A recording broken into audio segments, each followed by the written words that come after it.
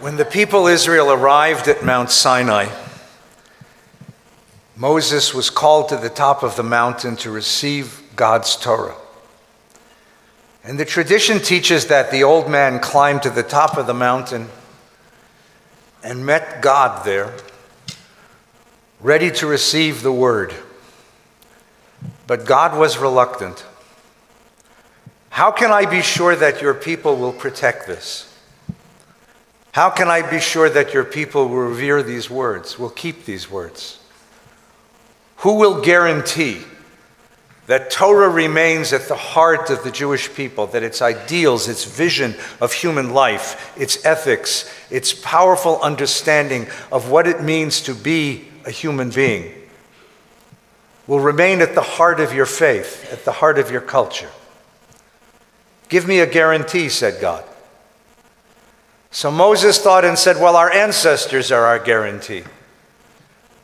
And the Lord said, yes, they were great people, but they're not about anymore. They're not here anymore to protect my Torah. Who will protect my Torah? And Moses said, the teachers, the great teachers and rabbis and scholars of Torah, they will protect Torah. And God said they are great human beings, great souls. But you don't always follow their words. You don't always respect them.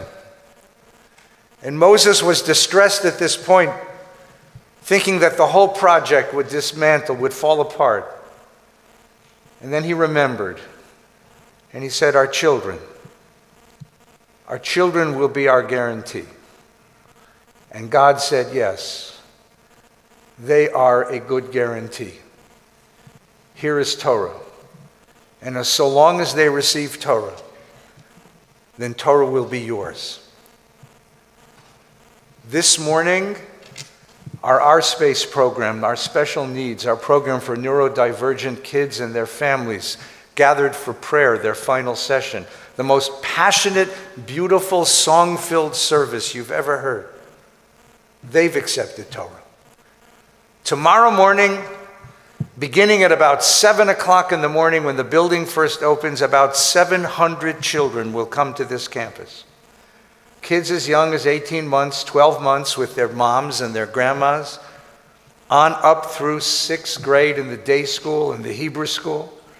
And then late in the afternoon, the teenagers will come into age 18, and late in the evening, young adults will come.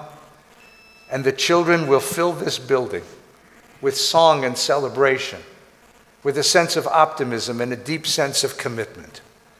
That is the eternity of this people. That is the guarantee that this faith and this culture has a future, that it is still developing, still growing, and still has possibilities. And that's what you have made possible. I am proud to show you a picture of my 5-month-old grandson. He's right here. His name is Leo. And he was over last night for Shabbos, and he told me that he can't wait to go to school here.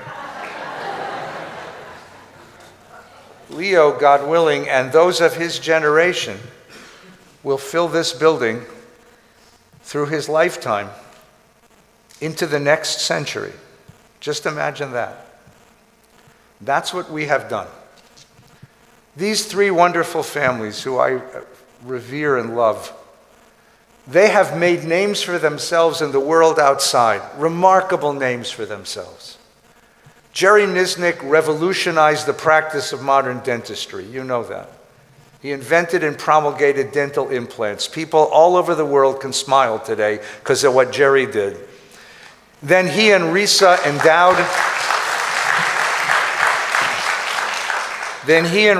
endowed dental schools in Manitoba and in Tel Aviv, so that students will carry forward his inventive creativity into the practice of healing human beings.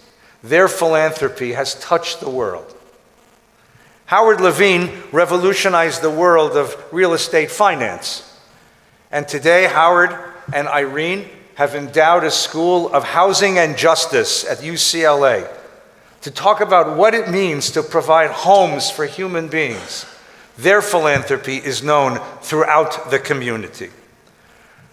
Jack Cinder, my dear friend, a hero in my life, a role model, a hero for the Jewish people. When he was a young man, smuggled airplane parts to the new Israeli Air Force so that Israel might come into being. He and Rita have touched every corner of the Jewish world, from the Museum of Tolerance to the American Jewish University, to every school and every synagogue they have been involved in. Jewish life thrives because of their vision. That's what they did out there, and we are so proud of you, and so proud to know you and to share your lives. But here, you did something even greater. Here you touch the face of eternity. Here you touch the face of Jewish dreams. Because tomorrow morning, 700 children will come to this place and sing songs and say prayers and learn Hebrew and experience science and art and social studies and music, and will play in the gym and will play on the field and will pray in this room.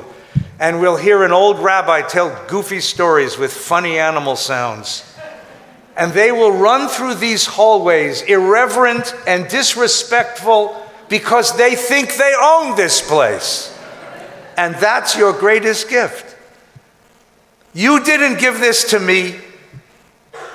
And you didn't give this to my dear colleague, Rabbi Leibowitz. And you didn't give it to our generation. And you didn't even give it to all of us. You gave it to Leo, to my grandson, and to your grandchildren, and to their generation. The next generation that will run through these halls and celebrate their bar and bat mitzvahs, and stand here as husbands and wives, and celebrate the joy, the wisdom, the depth, the power, the optimism, the hope of the Jewish faith. And will once again say to God, we guarantee that your Torah and all of its ideals will be in our hearts and will be at the center of our lives. Thank you on their behalf for what you gave to them and so much of what you've given to us. Thank you.